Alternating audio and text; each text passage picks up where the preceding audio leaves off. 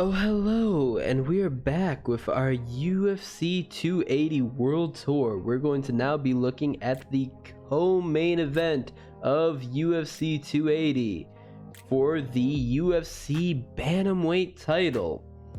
Now, I've kind of went over this a little bit, but the best divisions in the UFC currently, in my opinion, is lightweight at number 1 and bantamweight at number 2. So the fact that we get the lightweight title and bantamweight title and the number 1 contender fight for each division too, kind of for lightweight, but still, that's just such an amazing treat, and why UFC 280 it's the best card of the year. This is basically the Super Bowl for us MMA fans.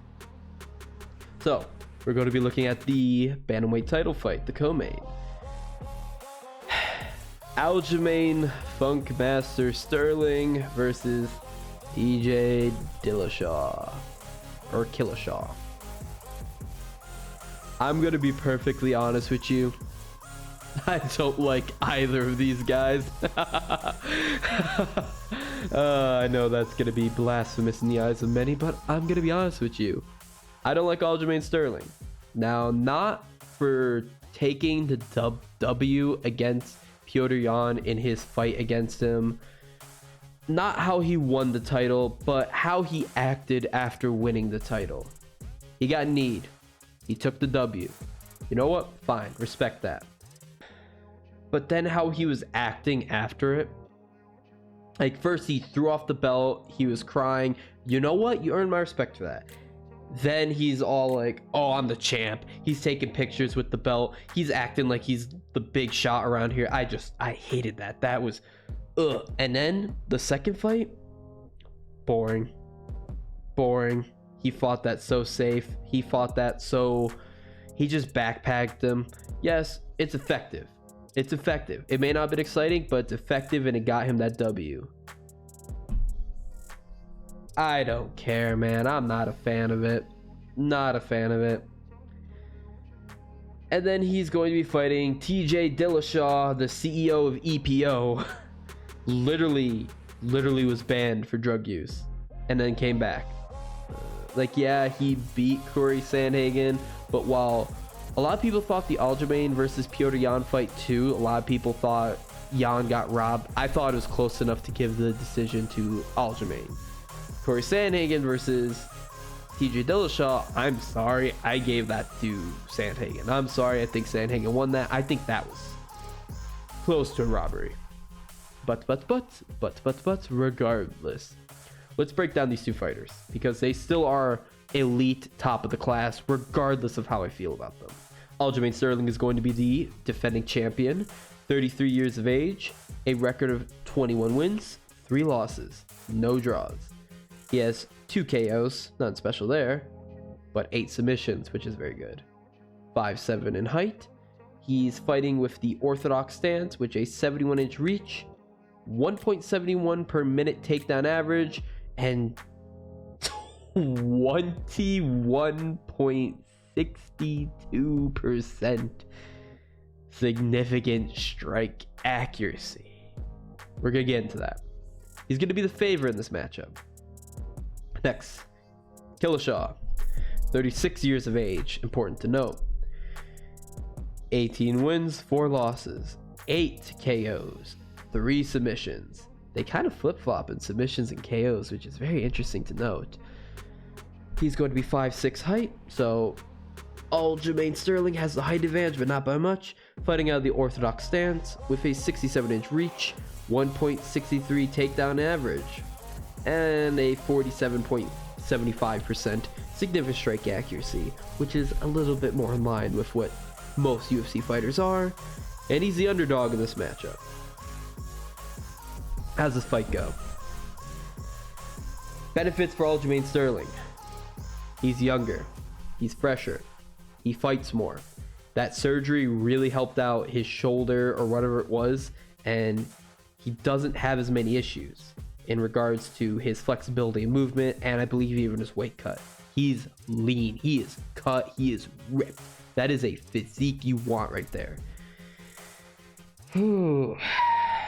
But Now some negatives on well, and also submission. Let's not forget submission game, amazing. And he's got a really good corner too. Ray Longo, Matt Serra is a very good corner. They're legend killers. You've seen it. You've seen it with Chris Weidman and Anderson Silva, Matt Serra and GSP, though that was a fluke. Ray Longo, he's really good at killing them legends. He's really good at breaking out the unexpected. Hey, another 1 to his cap, another feather to his cap. Aljamain Sterling in the rematch against Petr Yan. Now then, negatives about Aljamain Sterling. His wrestling is not amazing. He's got really good ground game, but he has really bad takedowns. He's not very good at getting the fight to the ground, as you can see by his takedown average. 1.71, so per 15 minutes, that's not that good. His takedown accuracy is 22%. He's only landed 21 takedowns out of 111.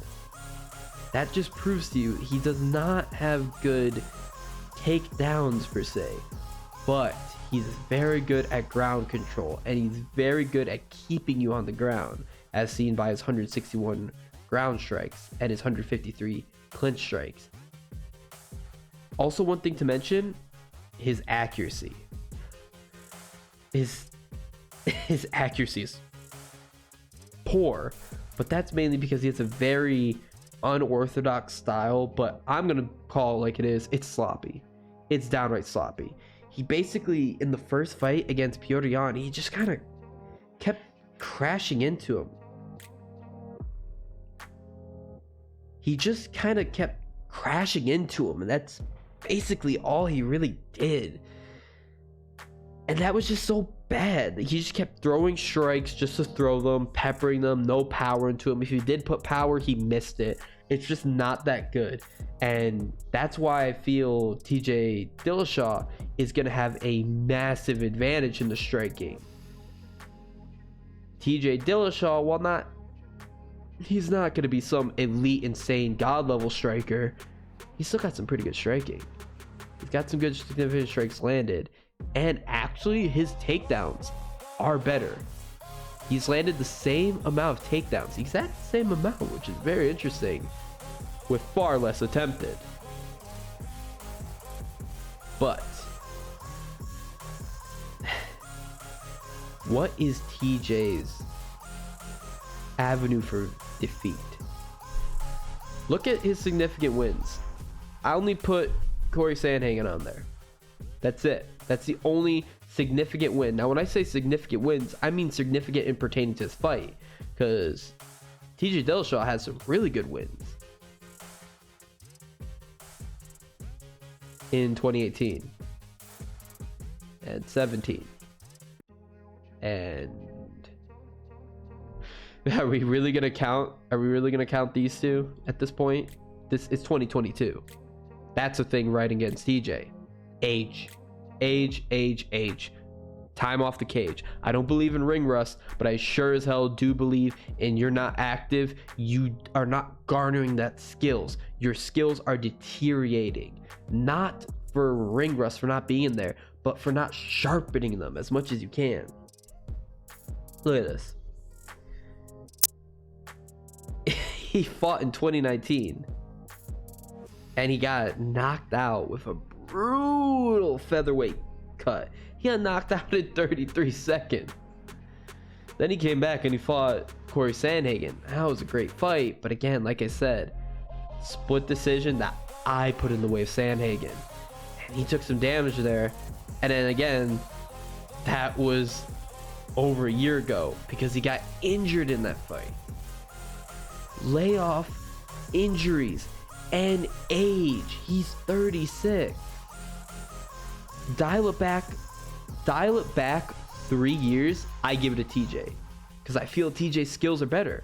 While Aljamain Sterling has a clear advantage in terms of his jiu-jitsu game by far, TJ's wrestling, his takedown defense, and his striking would be what avenues he'd use to easily win the fight. He's not going to have those. His main goal in this fight is to keep it away from the ground. Do not engage in clinch strikes. Do not let him get you down to the ground. But keep in mind, Aljamain Sterling, he is ferocious. He is relentless when it comes down to that. So TJ Dillashaw is going to have to keep him at distance, and he's going to have to rely on his superior striking to be able to hit him at distance. When it comes to Aljamain Sterling in regards to his striking absorbed, he does take some hits. He does take some hits. Not enough to say his striking defense is poor, though. Not enough to say it's poor. So TJ, he's really gonna have to capitalize on that. In fact, oh my god, I just noticed he takes more significant strikes, so his striking defense is less. And Aljamain Sterling, he's a volume striker. He is absolutely a volume striker.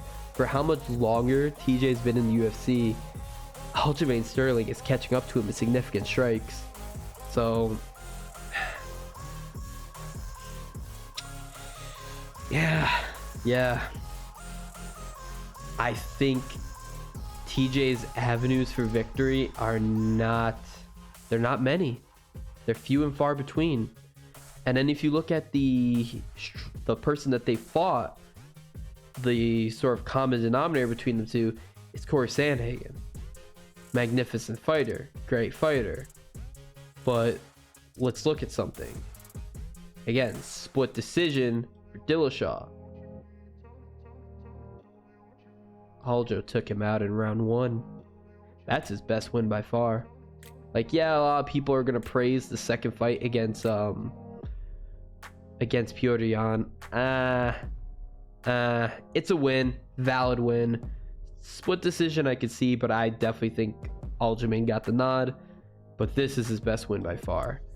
He took out an elite guy round 1. Yeah, I'm sorry. And meanwhile, TJ struggled with him. And then another guy Aljamain beat took out Sandhagen as well. I know, MMA math. There's no point in bringing in MMA math to things. MMA math is almost always wrong. It doesn't mean anything. But it's enough to give us some insight of how this fight might go. Like I said, dial it back 3 years. I'm going to give it to Dillashaw. But it's not 3 years ago. It's not. It's 2022. Aljamain Sterling's in his prime. His confidence is at a maximum. But how do I feel it's going to go? Ooh, TJ's going to be a hard person to finish unless you blitz him like Henry Cejudo did, but that's a compilation of Henry Cejudo's a lot better than people think and the brutal weight cut. I don't think Aljo's going to be able to blitz him, but I feel what's going to happen is he's going to wither him down. He's going to pepper him really hard, and I feel we're probably going to get a decision. I think decision Aljamain Sterling. I don't think TJ Dillashaw has ever even been submitted, to be honest with you. I have to look that up. Let's see.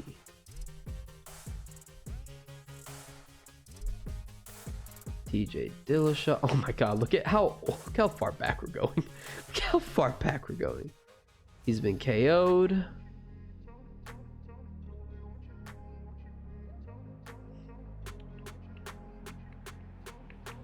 Oh, of course, Cruz, I forgot. So of course that's gonna be a decision. Yeah, he's never been submitted. I don't think he's gonna get submitted. I think he's gonna be decision. So that's gonna be my final prediction for this fight. Aljamain Sterling by decision.